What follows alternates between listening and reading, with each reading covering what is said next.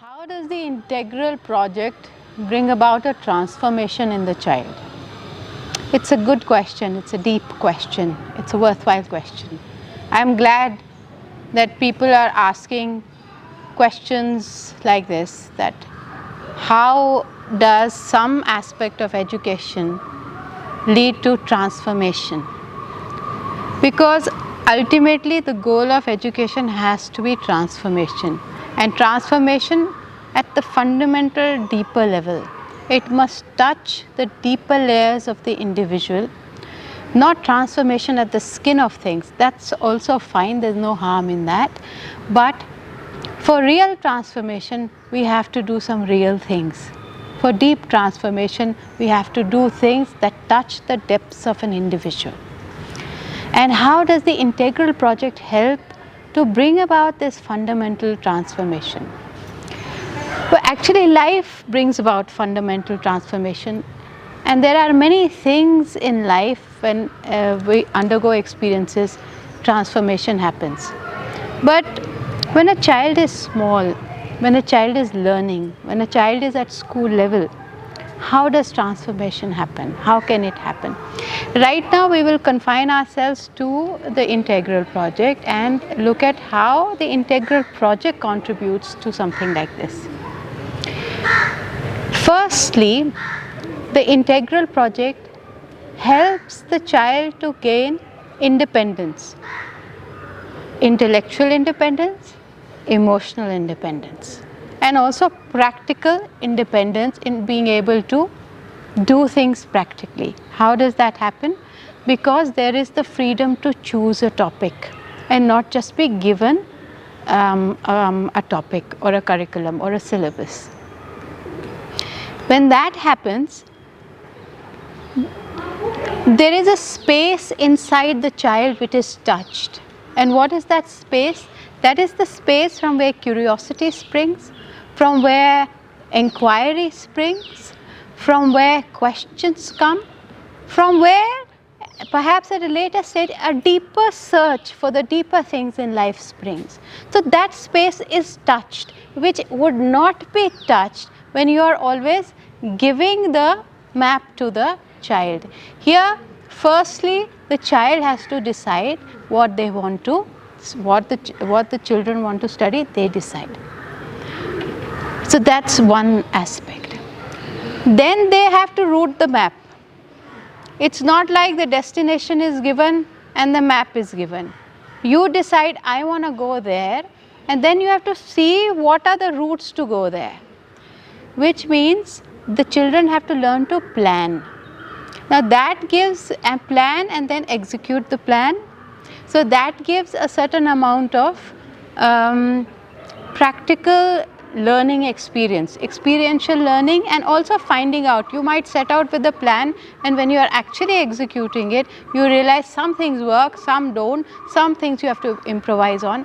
This would not always happen when it's just a question of information being given to you and you are learning. To some extent it may happen, but this project, this space, a much wider canvas is available to the child.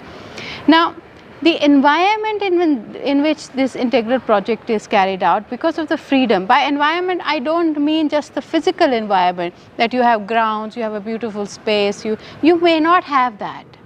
And yet you can do something like this, even in a very confined way, even in your own home, even in whatever limited resources you have. Because the space here is not a physical space or a tangible space. Here it is a intellectual, emotional space which said it's okay to be curious about something, it's okay to research about something, and it is great to try to find out about something. And remember, this is not a flash in the pan. It's something, if a child is going through school 15 years or 10 years of school life here, and I hope anywhere else where something like this is being done, then because it's done again and again, it affects the mind of the child at a much deeper level.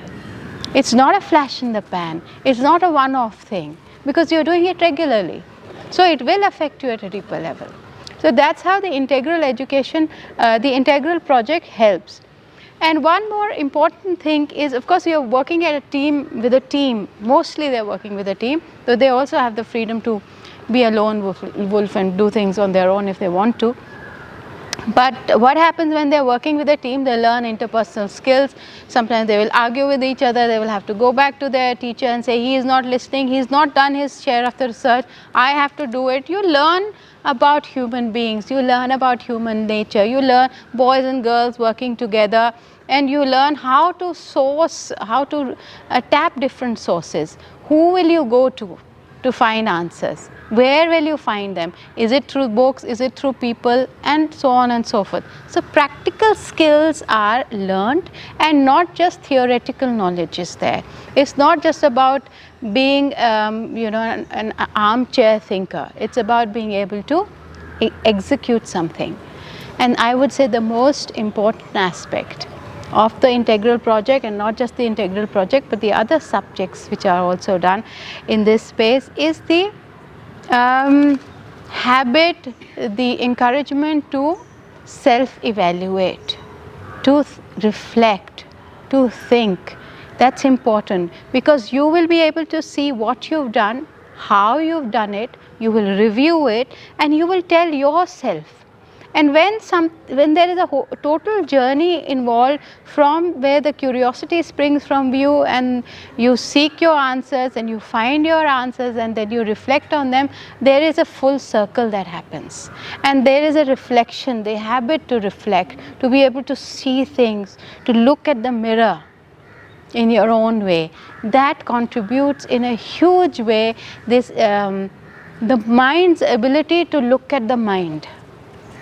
And that liberates a child, or at least it gives the child tools which will help them, it will help the children later to move into a deeper quest, and also to transform now and later on in life.